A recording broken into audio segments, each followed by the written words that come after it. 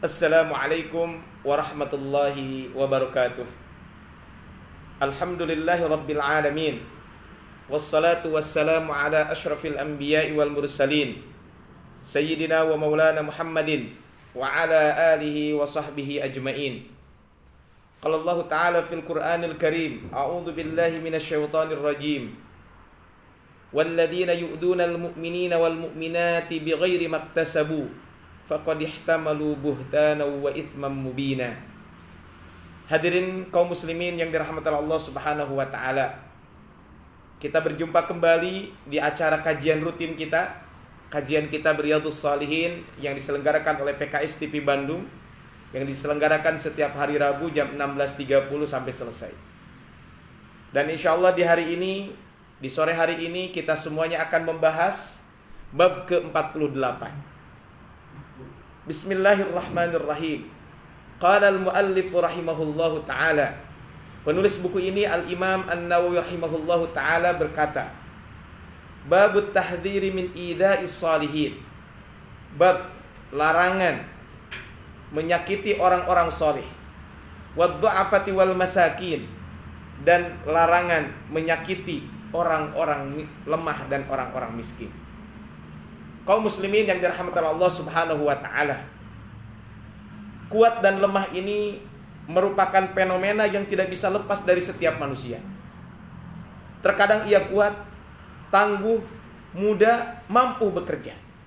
Akan tetapi terkadang ia lemah, sakit dan tidak mampu melakukan sesuatu. Wa tilkal ayyamu nudawiluha bainan nas. Begitulah hari-hari di pergiliran dan ini adalah sunnatullah. Bisa jadi ketika kita kuat, kadang besok jadi lemah, hari ini lemah, besok kuat, itu sangat mungkin. Nah, kaum muslimin rahmatullah Allah Subhanahu wa taala, demikian pula berlaku dalam kesolehan, dalam ketakwaan dan akhlak seorang semasa hidupnya. Terkadang dia tergelincir seperti orang fasik, orang kafir, sengsara dan hina dina.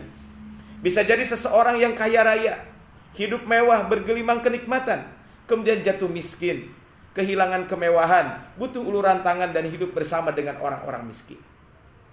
Bisa jadi pula seseorang dihinggapi sikap zalim, tirani, sombong, penindas, angkuh dan kasar.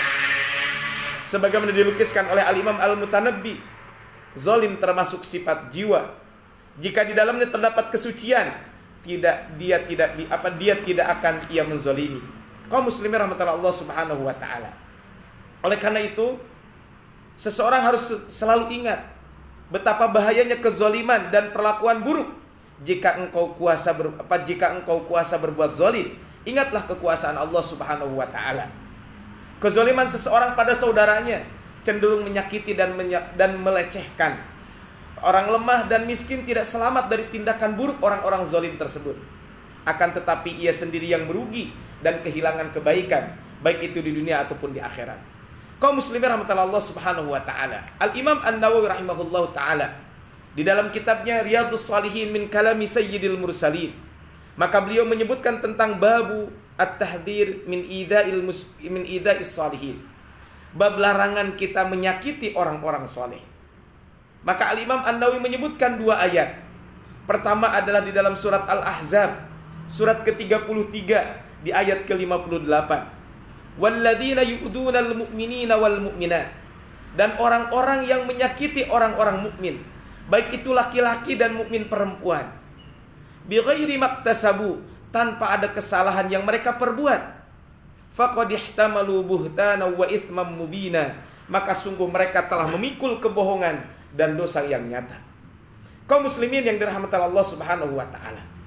Kalau kita lihat dari ayat ini, maka Allah Subhanahu wa ta'ala menjelaskan kepada kita semuanya bahwa orang-orang yang menyakiti orang-orang lain, meskipun tidak melakukan kesalahan apapun, maka yang dimaksud dengan kebohongan dalam ayat ini adalah kebohongan yang besar, sedangkan yang dimaksud dosa adalah dosa yang kecil. Ini adalah kalau kita lihat dari ayat ini. Maka kaum muslimin rahmatullah Allah Subhanahu wa ta'ala, orang-orang yang berusaha untuk mengganggu seseorang dengan sesuatu yang menyakiti hati ataupun fisik, baik berupa cacian, makian, membebankan sesuatu kepadanya, menghasut dan perbuatan-perbuatan lain, maka semua perbuatan tersebut hukumnya haram, karena Allah telah menjelaskan bahwa setiap orang-orang yang menyakiti mukmin laki-laki dan mukmin perempuan tanpa kesalahan yang mereka perbuat, maka sesungguhnya mereka telah memikul kebohongan dan dosa yang nyata. Tadi disampaikan bahwa yang dimaksud dengan kebohongan adalah kebohongan yang besar, sedangkan yang dimaksud dengan dosa adalah dosa kecil. Faqad ihtamalu buhtana wa itsman mubina. Allah Subhanahu wa taala dalam ayat ini melarang kita untuk melakukan itu.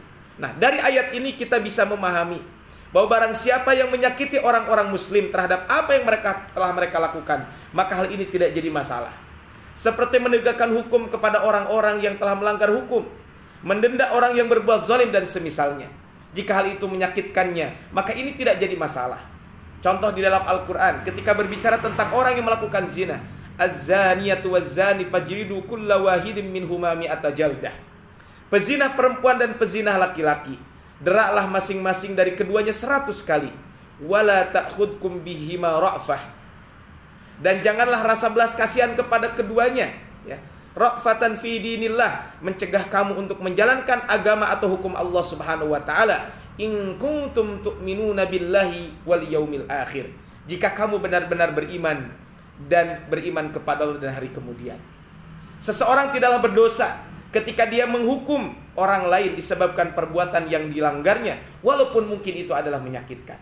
Kaum muslimin rahmatullah Allah Subhanahu wa taala. Kemudian yang kedua, yang disebutkan oleh Imam An-Nawawi kaitan dengan larangan menyakiti orang-orang soleh, termasuk orang lemah dan orang-orang miskin. Maka disebutkan di sini dalam surat Ad-Duha, surat 93 di ayat ke-9 sampai ayat ke-10. Fa ammal yatima fala taqhar. Dan terhadap anak-anak yatim janganlah kamu berlaku sewenang-wenang. Wa ammas sa'ila fala tanhar. Dan orang yang meminta-minta janganlah engkau menghardiknya. Kaum muslimin rahmatullah Allah Subhanahu wa taala. Maka kalau kita lihat dari hadis ini, maka Al-Imam An-Nawawi rahimahullahu taala memberikan dari ayat ini, maka memberikan pengajaran kepada kita semuanya betapa Allah Subhanahu wa taala sangat memperhatikan kaitan dengan orang-orang lemah. Jangan sampai mereka disakiti, jangan sampai kita menyakiti mereka atau berbuat zalim kepada mereka. Kaum muslimin rahmatullah Allah Subhanahu wa taala, kaitan dengan bab orang-orang lemah ini sempat kita bahas di bab ke-32. Ketika kita membahas tentang bab fadli du'afatil muslimin wal fuqara wal khamilin.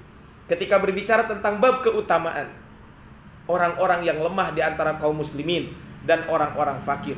Dan kita juga di bab ke-33 kita diperintahkan untuk selalu lemah lembut kepada anak-anak yatim, berlemah lembut kepada orang-orang miskin dan orang-orang yang lemah. Jadi bab ini adalah larangan, kebalikan dari bab ke-32 dan 33.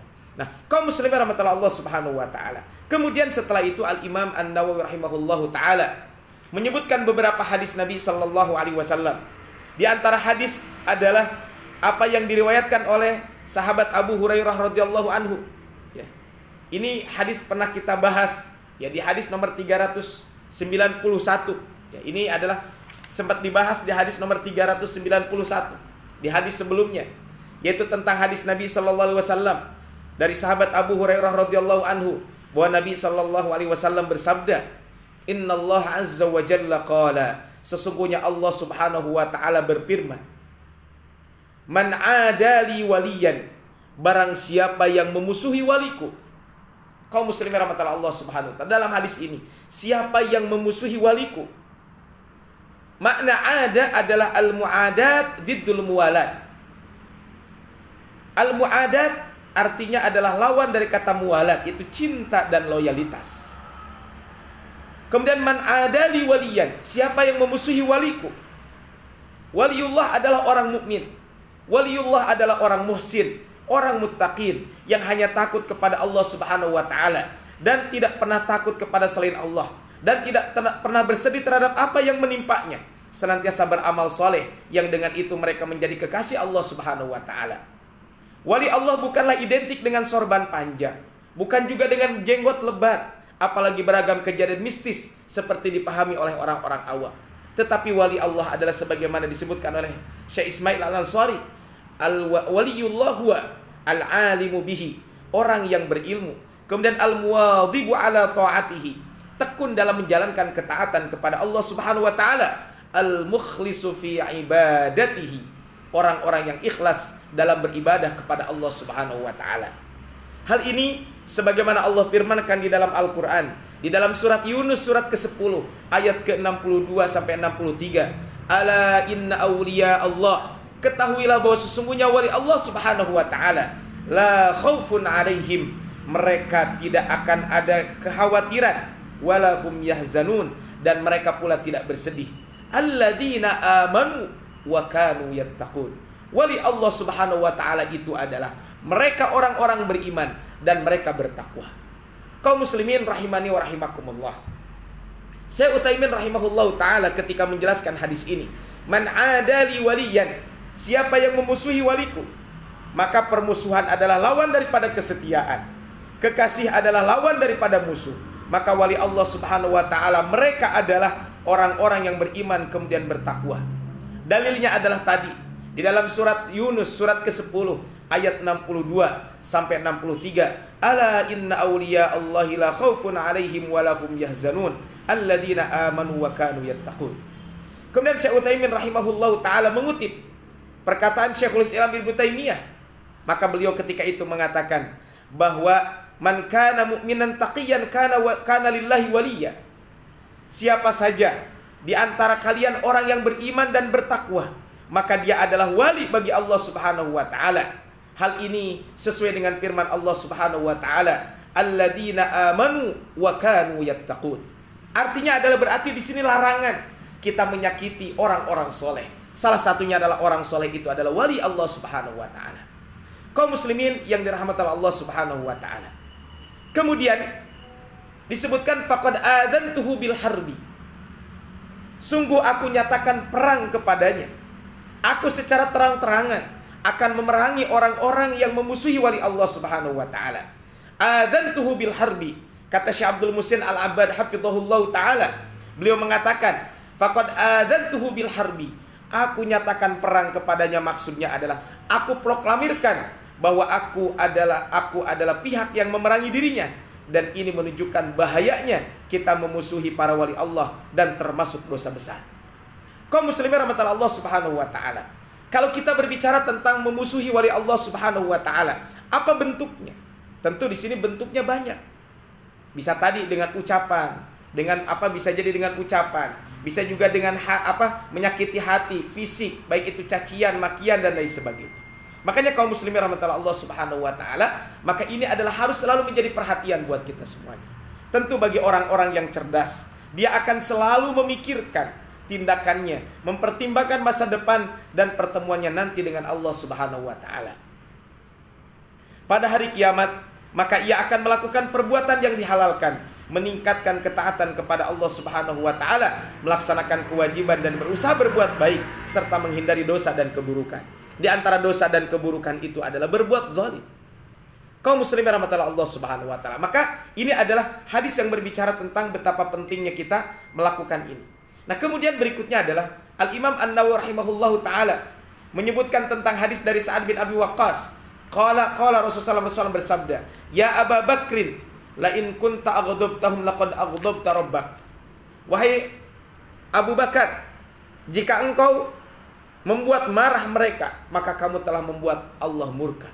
Kaum muslimin rahmatullah Allah Subhanahu wa taala. Maka ini adalah kalau kita berbicara tentang ini, maka betapa pentingnya kita semuanya selalu menyantuni anak-anak yatim. Kita betapa pentingnya selalu berlemah lembut kepada orang-orang lemah, kepada orang-orang miskin. Makanya Imam An-Nawawi di bab ke-33 menyebutkan bab bagaimana pentingnya kita lemah lembut kepada orang-orang yang kepada anak-anak yatim, kepada anak perempuan, kemudian kepada orang-orang lemah dan orang-orang miskin. Dan kita selalu memiliki sifat tawadhu, rendah hati. Kemudian juga adalah kita selalu memiliki sifat kasih sayang kepada mereka. Kenapa? Karena mereka ini adalah orang-orang lemah, orang-orang miskin. Mereka ini adalah sangat layak kita membantu mereka.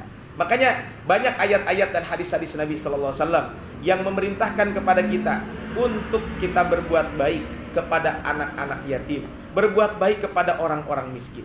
Bahkan Rasul menyampaikan, ana wa kafilul yatimi fil jannati hakada. aku bersama dengan orang yang mengurus anak yatim. Seperti ini di surga Allah Subhanahu wa taala. Kaum muslimin yang dirahmati Allah Subhanahu wa taala. Maka kalau kita lihat di sini, inilah betapa pentingnya kita semuanya selalu melakukan kebaikan-kebaikan ini. Makanya di dalam hadis ini Rasul sallallahu alaihi wasallam memberikan peringatan kepada kita semuanya. Maka tadi disebutkan, wahai Abu Bakar, jika kamu membuat marah mereka, orang-orang lemah, anak-anak yatim, termasuk juga orang-orang soleh, maka sama saja dengan kamu telah membuat Allah murka kepada kita semuanya. Makanya hal tentang bagaimana kita larangan menyakiti orang-orang lemah, orang-orang miskin, silahkan tadi saya sampaikan merujuk kembali kepada bab 33 yang sempat kita bahas kaitan dengan ini. Bahkan banyak hal yang bisa kita lakukan ketika kita bisa membantu orang-orang miskin. As-sa'i 'alal armilati wal masakin. Kita membantu para janda dan orang-orang miskin. Kal mujahid fi sabilillah. Seperti orang yang berjihad di jalan Allah Subhanahu wa taala. Qala wa kal qa'im alladhi la yaftur wa qas-sha'im alladhi la yuftir. Maka seperti orang, dalam riwayat lain, seperti orang yang sedang berjihad.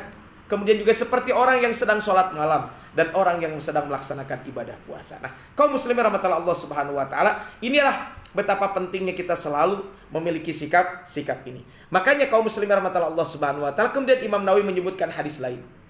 Dalam hadis dari Jundub bin Abdullah, man shalla salatas subhi, siapa yang melaksanakan salat subuh, fahuwa fi dhimmatillah, maka orang ini berada dalam jaminan Allah Subhanahu wa taala. Berarti ini orang-orang soleh. Dia berada dalam jaminan Allah. Fala yatlubannakumullahu min dhimmatihi bisyai'in. Oleh karena itu jangan sekali-kali kalian menarik jaminannya kepada kalian karena sesuatu yang kalian kerjakan. Fa innahu man yatlubhu min dhimmatihi bisyai'in yudrikhu. Karena barang siapa yang jaminannya ditarik darinya karena perbuatan tersebut, pasti dia akan mampu melakukannya. Summa yakubbuhu ala wajhi fi nari jahannam. Kemudian dia akan mencampakkannya ke dalam api neraka jahanam. Rawahu Muslim, hadis riwayat Imam Muslim. Kaum muslimin rahmatullah Allah Subhanahu wa taala. Sehingga orang-orang yang selalu melakukan pelanggaran, menuruti hawa nafsu, bermaksiat kepada Allah Subhanahu wa taala, sehingga dia tidak mau melaksanakan kewajiban dan menghindari larangan Allah Subhanahu wa taala, maka dia akan jatuh ke dalam kehancuran, mendapatkan siksaan yang pedih dan tidak mendapatkan keuntungan apa-apa. Ia hanya memuaskan keinginan syaitannya, tenggelam dalam lembah kesesatan dan penyimpangan. Sehingga taat dan takwa kepada Allah adalah kunci kebahagiaan.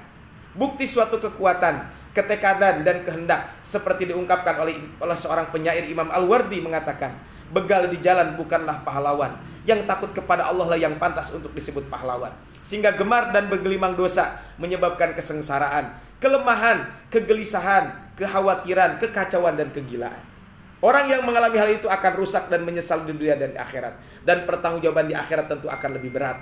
Makanya kaum muslimin rahmatullah Allah Subhanahu wa taala, hisab dalam kubur di hari kiamat itu sangat berat. Maka sebelum itu dilaksanakan, maka tentu kita semuanya harus selalu senantiasa melaksanakan kebaikan-kebaikan itu. Dan kita semuanya hendaklah jangan menyakiti orang-orang soleh, jangan menyakiti orang-orang lemah, dan jangan juga menyakiti orang-orang miskin. Sehingga yang harus kita lakukan adalah bagaimana kita selalu berlemah lembut kepada orang-orang yang disebutkan tadi. Kaum muslimin yang dirahmati Allah Subhanahu wa taala. Nah, kemudian berikutnya Al-Imam An-Nawawi rahimahullahu taala setelah menyebutkan tentang larangan untuk menyakiti orang-orang soleh, kemudian juga menyakiti anak-anak miskin, kemudian juga menyakiti orang miskin dan orang-orang lemah, maka berikutnya Al-Imam An-Nawawi rahimahullahu taala menyebutkan tentang satu bab, babu ijra'i ahkamin nasi 'ala dhahir wa sarairihim ila Allah taala. Maka bab yang membahas tentang hukum memponis hukum kepada seseorang berdasarkan zahirnya, fakta dan bukti itu dalam urusan dunia. Adapun hal-hal yang tersembunyi, maka urusannya kita serahkan kepada Allah Subhanahu wa taala. Kaum muslimin rahmatullah Allah Subhanahu wa taala. Kalau kita berbicara tentang bab ini, maka bab ini adalah pertama, bahwa gambaran di dunia ini dilihat dari sesuatu yang zahir. Jadi urusan dunia, maka kita melihatnya dalam hal yang zahir. Lisan, anggota badan, dan gambaran tentang hari akhirat, itu yang dilihat adalah as-sarair, rahasia-rahasia hati. Manusia pada hari kiamat diperhitungkan menurut apa yang ada dalam hatinya. Sedangkan di dunia, ia diperhitungkan sesuai dengan lisan dan anggota tubuhnya. Makanya dalam bab ini Al-Imam An-Nawawi menyebutkan bahwa babu ijra'i ahkamin nasi 'ala dhahir, bab kaitan dengan kita memponis seseorang, memponis hukum kepada seseorang berdasarkan zahir, berdasarkan yang nampak, berdasarkan fakta dan bukti. Wasarairihim ilallahi ta'ala. Adapun urusan yang tidak nampak, maka kita serahkan kepada Allah Subhanahu wa taala. Makanya Allah Subhanahu wa taala mengingatkan kita di dalam Al-Qur'an, innahu ala raj'ihi laqadir. Sesungguhnya Allah benar-benar kuasa untuk mengembalikannya hidup setelah mati. Yauma tublas sarair. Pada hari ditampakkan segala rahasia. Maksudnya adalah menginformasikan segala rahasia dan isi hati. Sebagaimana di dalam Al-Quran, di dalam surat Al-Adiyat, surat ke-100 ayat 9 sampai ayat ke-11. Afala ya'lamu idza bu'thira ma fil kubur. Maka tidaklah dia mengetahui apabila apa yang ada di dalam kubur dikeluarkan. Wa hussila ma fis sudur. Dan apa yang tersimpan di dalam dada dilahirkan. Inna rabbahum bihim yawma idzil lakhabir. Sungguh Tuhan mereka pada hari itu maha teliti terhadap keadaan mereka. Kaum muslimin rahmatullah Allah Subhanahu wa taala. Oleh karena itu, wahai kaum muslimin rahmatullah Allah Subhanahu wa taala, sahabat PKS TV yang dirahmati Allah Subhanahu wa taala, jagalah kesucian hati kita sebelum sucinya anggota badan kita. Betapa banyak orang yang melaksanakan sholat, puasa, sedekah, haji dan lain sebagainya, tapi hatinya rusak. Mereka itulah yang pernah disitir oleh Nabi sallallahu alaihi wasallam.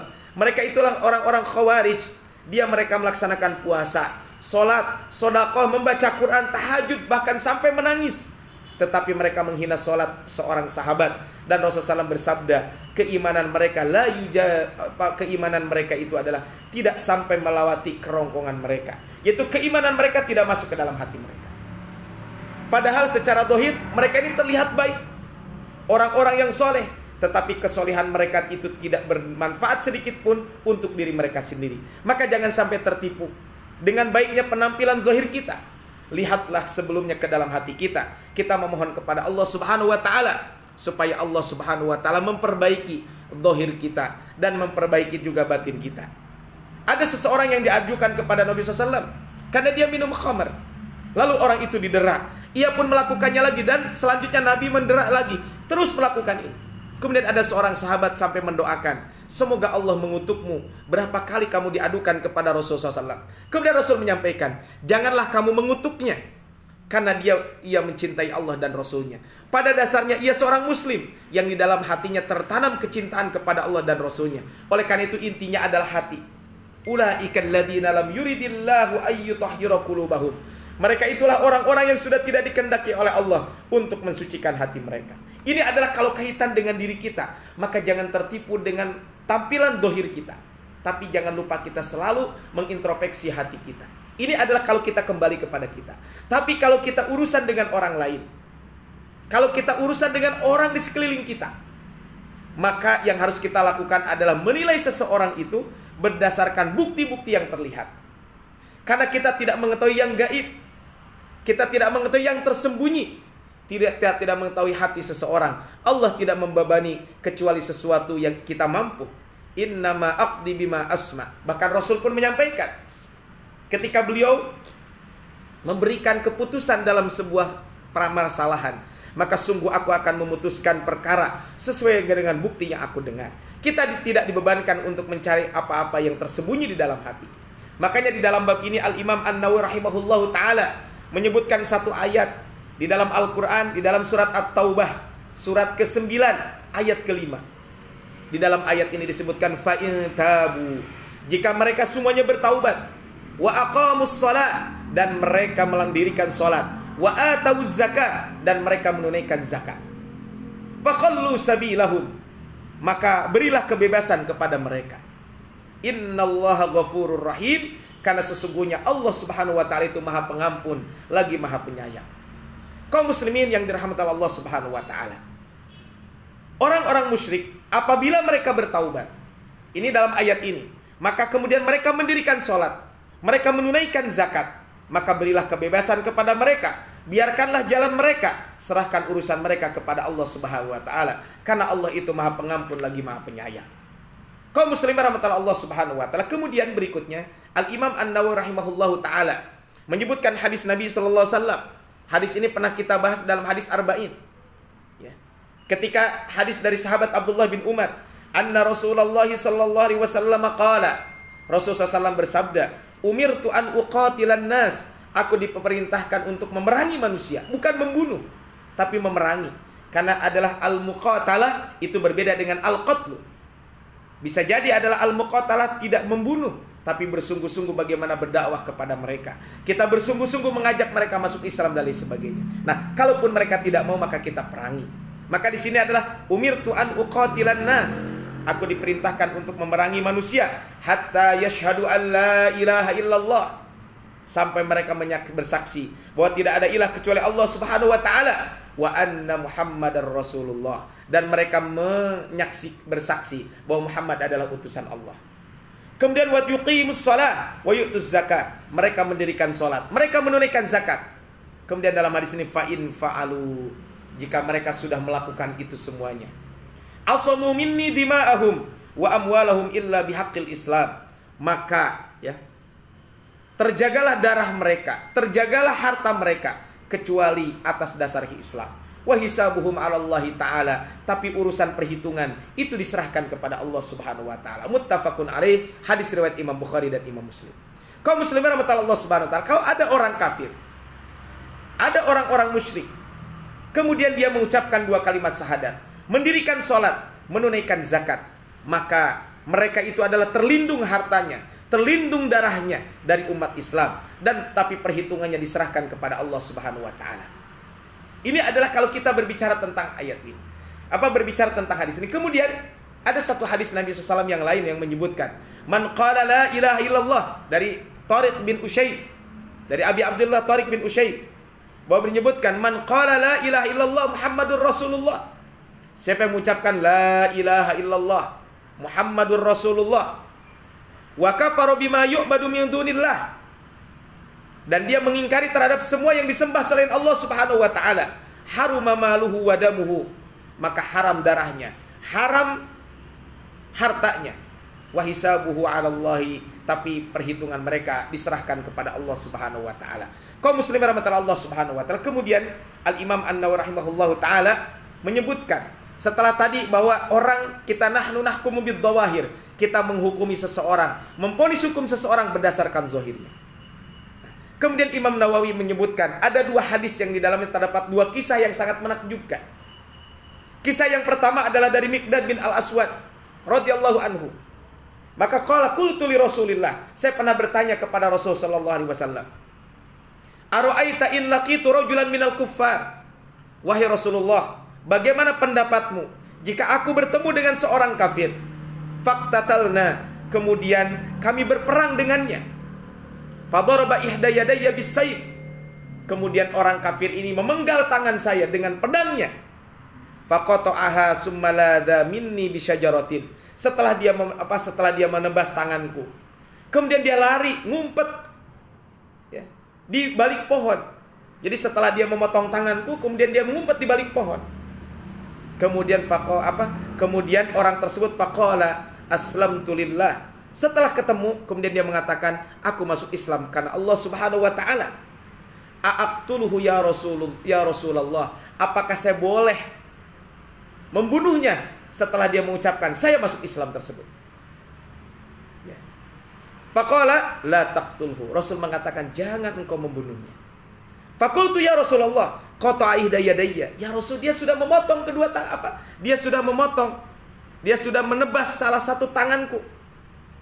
Summa qala dzalika ba'da ma qata'aha, dan dia mengucapkan itu setelah dia memotong tangan saya. Dan dia tentu khawatir kalau dia tidak masuk Islam, dia akan dipotong lagi.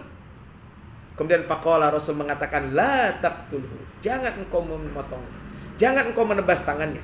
Fa in qataltahu, dan jika engkau menebas tangannya, fa innahu bimanzilatika qabla an taqtulahu, maka sungguh kondisinya terbalik sepertimu sebelum kamu membunuhnya. Kemudian wa innaka bimanzilatihi qabla an yaqul kalimatahu allati qala, dan kamu sepertinya sebelum ia mengucapkan perkataan itu. Kaum muslimin rahmatullah Allah Subhanahu wa taala.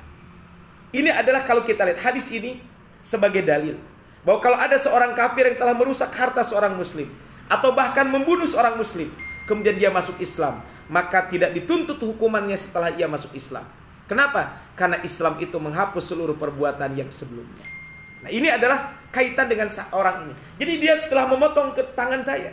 Apakah saya perlu membalas? Tapi ternyata Rasul menyampaikan jangan, karena dia sekarang sudah masuk Islam. Adapun kalau dia pura-pura dan lain sebagainya, itu serahkan kepada Allah Subhanahu wa taala. Kemudian hadis berikutnya, kisah yang kedua ini kisah Usama bin Zaid. Kisah Usama bin Zaid ini kisah yang sangat menarik. Rasul sallallahu alaihi wasallam pernah mengutus Usama bin Zaid dalam sebuah peperangan di Huraqqah dari suku Juhainah. Kemudian sesampainya mereka di kaum itu dan berhasil menguasainya, ada seseorang yang melarikan diri. Kemudian Usama dan seorang dari Ansor mengikutinya dan ingin membunuhnya. Setelah ia menemukan, kemudian orang itu mengucapkan la ilaha illallah. Orang itu mengucapkan la ilaha illallah. Seorang Ansor itu lebih paham daripada Usama, sehingga dia tidak jadi membunuhnya. Setelah apa? Setelah dia mendengarkan ucapan la ilaha illallah tersebut. Tetapi Usama bin Zaid ketika itu membunuhnya. Kemudian ketika Usama bin Zaid sampai di kota Madinah, berita itu sampai kepada Nabi SAW. Kemudian beliau bertanya kepada Usama, wahai Usama, apakah kamu membunuhnya setelah mengucapkan la ilaha illallah? Ini pertanyaan dari Rasul SAW.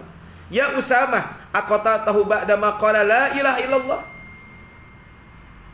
Qultu, kemudian aku menjawab, ya Rasulullah, innama kana muta'awwidha. Wahai Rasulullah, sesungguhnya dia mengucapkan itu karena takut.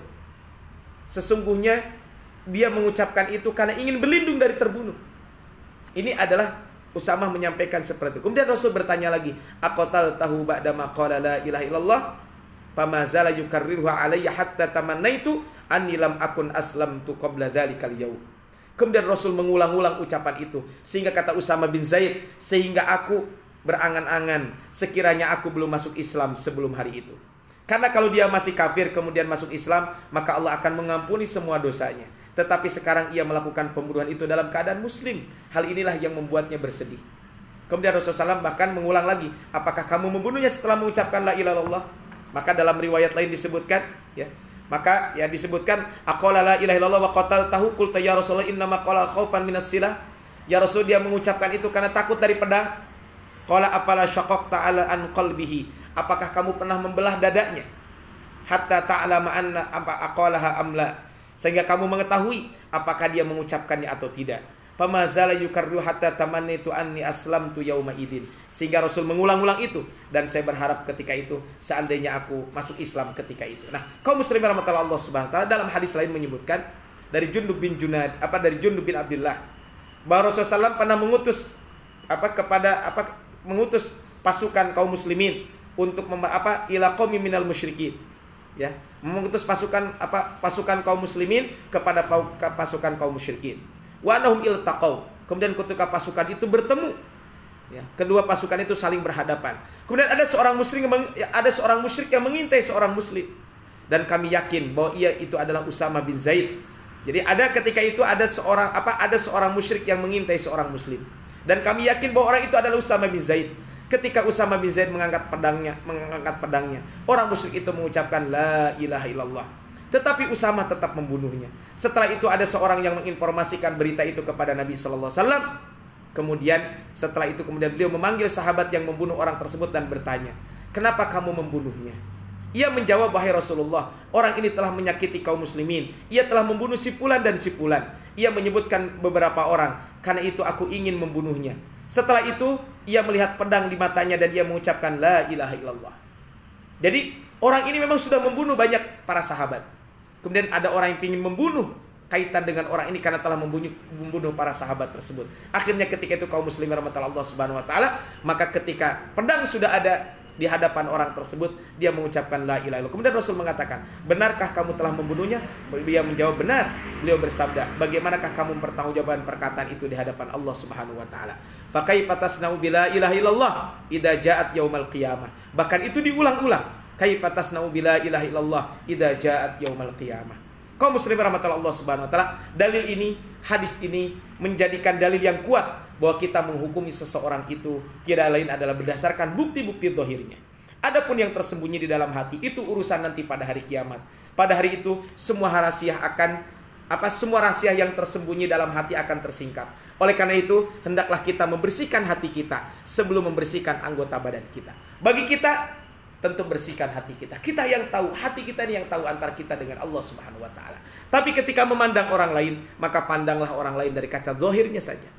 Adapun yang berkaitan dengan interaksi kita terhadap orang lain, maka kita dituntut untuk selalu menghukuminya secara zahir. Sebagaimana Rasul bersabda, "Innakum takhtasimuna ilayya." Sungguh kalian akan mengajukan perkara kepadaku. Wa la'alla ba'dukum alhana bihujjatihi min ba'din. Bisa jadi hujjah sebagian kalian lebih kuat daripada hujjah yang lain. Fa'aqdi lahu binahwi ma asma.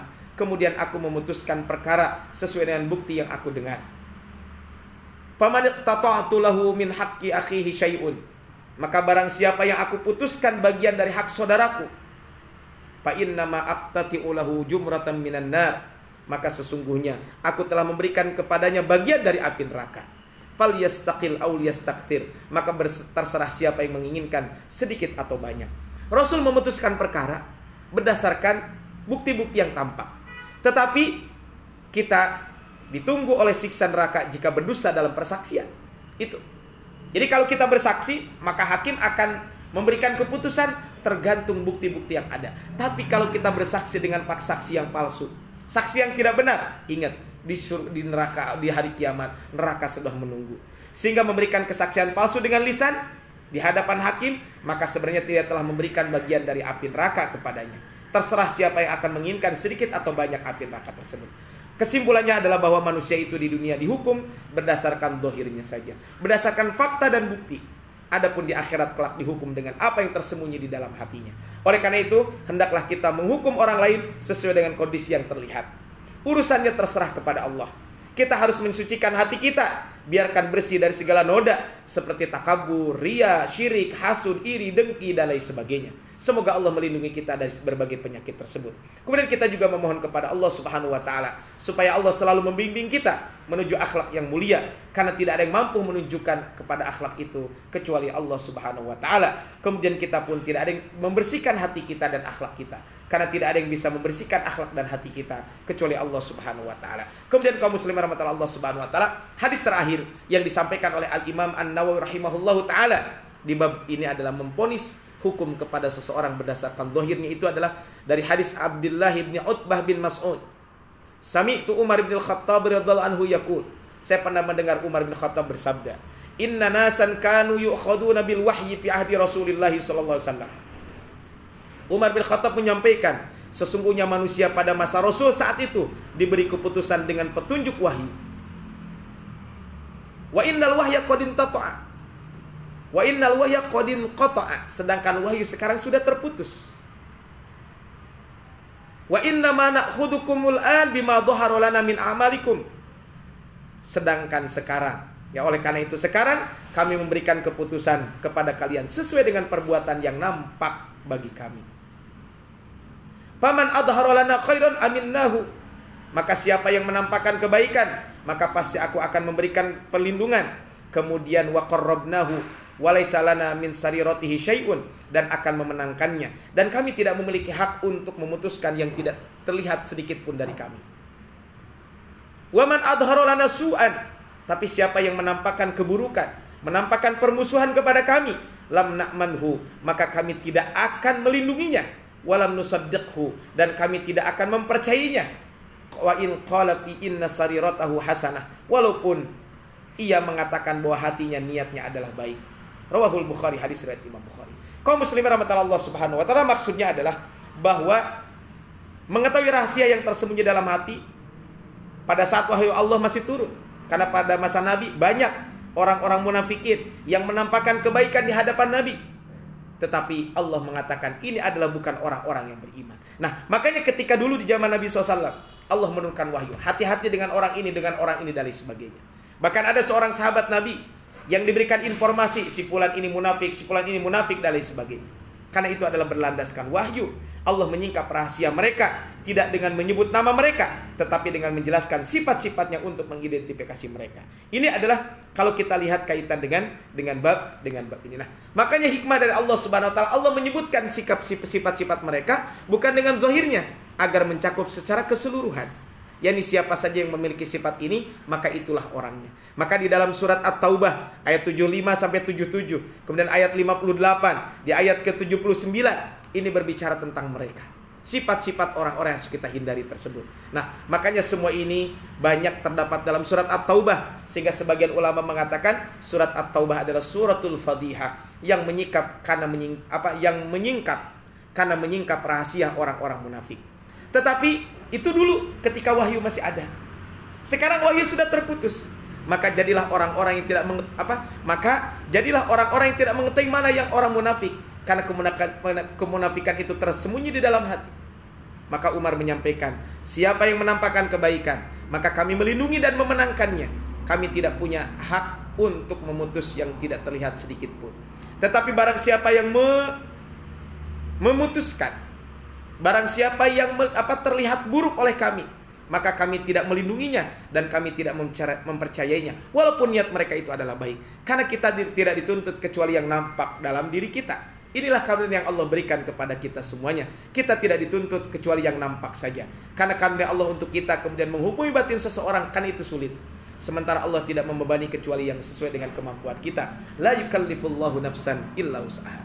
Kaum muslimin rahmatullah Allah Subhanahu wa taala, dari dua bab ini, maka yang pertama kesimpulannya adalah bahwa kita semuanya harus selalu memiliki sikap lemah lembut kepada siapapun.